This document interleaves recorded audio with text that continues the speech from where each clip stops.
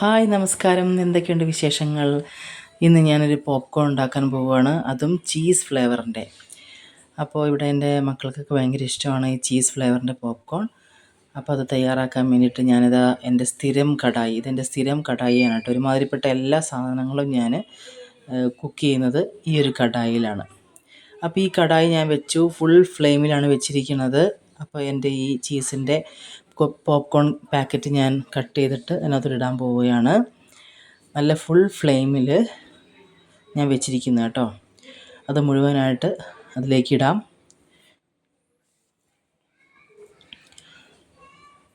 അങ്ങനെ മുഴുവനായിട്ട് അതിൽ ലിക്വിഡൊക്കെ ഉണ്ട്, ചീസ് ആയതുകൊണ്ട് ചീസും ഒരു കളറൊക്കെ ഉണ്ട്. അതെല്ലാം കൂടെ ഞാൻ അങ്ങോട്ട് ട്രാൻസ്ഫർ ചെയ്യണം കേട്ടോ. ഇത് മൊത്തത്തിൽ ട്രാൻസ്ഫർ ചെയ്ത് നല്ലതുപോലെ ഇളക്കി കൊടുക്കുക. ഫുൾ ഫ്ലെയിമിൽ തന്നെയാണ് ഇരിക്കുന്നത്. ഇപ്പോൾ നമ്മുടെ ഗ്യാസ് ബർണറിൽ 2 തരത്തിലുള്ള ബർണറുണ്ടല്ലോ, അതിൽ ചെറിയ ബർണറിൽ ഫുൾ ഫ്ലെയിം, അതിങ്ങനെ നല്ലതുപോലെ ഇളക്കി കൊടുത്തിരിക്കുകയാണ്. ഇതിലിനി ഒന്നോ രണ്ടോ സീഡ് പൊട്ടിത്തുടങ്ങുമ്പോൾ അപ്പോഴാണ് നമ്മൾ അടപ്പ് വെക്കേണ്ടത്. ഞാൻ വെയിറ്റ് ചെയ്തുകൊണ്ടിരിക്കുകയാണ് കേട്ടോ. അതിൽ 1-2 സീഡ് പൊട്ടാനായിട്ട് ഞാനിങ്ങനെ വെയിറ്റ് ചെയ്തുകൊണ്ടിരിക്കുകയാണ്. ഏകദേശം ചൂടായിട്ടുണ്ട്. പൊട്ടിത്തുടങ്ങി. ഉടൻ തന്നെ നമ്മൾ അടപ്പ് വയ്ക്കുന്നു. അടപ്പ് വെച്ച് കഴിഞ്ഞാൽ പിന്നെ ഈ ഫ്ലെയിം നമ്മൾ മുഴുവനായിട്ട് കുറയ്ക്കണം, പിന്നെ സിമ്മിലിടണം. പിന്നെ അവിടെ ഇരുന്ന് ഇങ്ങനെ പൊട്ടിക്കൊണ്ടിരിക്കും. അതാണ് ഞാൻ സ്ഥിരമായിട്ട് ചെയ്യാറ്.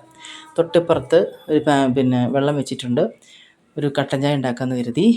അതിന് ഞാൻ ഉപയോഗിക്കുന്നത് AVTയുടെ അല്ല കേട്ടോ. AVT പ്രീമിയം ടീ പൗഡറിൻ്റെ ബോക്സ് ആണെങ്കിൽ കൂടിയും അതിലെ ചായപ്പൊടി വ്യത്യസ്തമുണ്ട്. അപ്പോൾ അതിൽ ചായപ്പൊടി നല്ല ടാറ്റ ടീയുടെ ചായപ്പൊടിയാണ് കേട്ടോ. നല്ല ഫ്ലേവറുള്ള ഏലക്കായ, ഇഞ്ചി അങ്ങനെയുള്ള കുറച്ചധികം സ്പൈസസൊക്കെ അടങ്ങിയ ഫ്ലേവറുള്ള ചായപ്പൊടി. ഇപ്പോൾ ഏകദേശം റെഡി ആയിട്ടുണ്ട്. നോക്കൂ, നല്ല അടിപൊളിയായിട്ട് പോപ്കോണൊക്കെ റെഡി ആയിട്ടുണ്ട്. ഫുള്ളായിട്ട് ഒരു സീഡ് പോലും വെറുതെ കിടക്കുന്നില്ല. എല്ലാം നല്ല പോപ്കോൺ. പൊട്ടി തീർന്നില്ലല്ലേ. ചായ, കട്ടൻ ചായ തിളയ്ക്കുന്നു, നല്ലപോലെ തിളയ്ക്കുന്നു. ഞാൻ ചായപ്പൊടിയും പഞ്ചസാര ഇട്ടിട്ടുണ്ട്, നല്ലതുപോലെ തിളക്കുകയാണ്.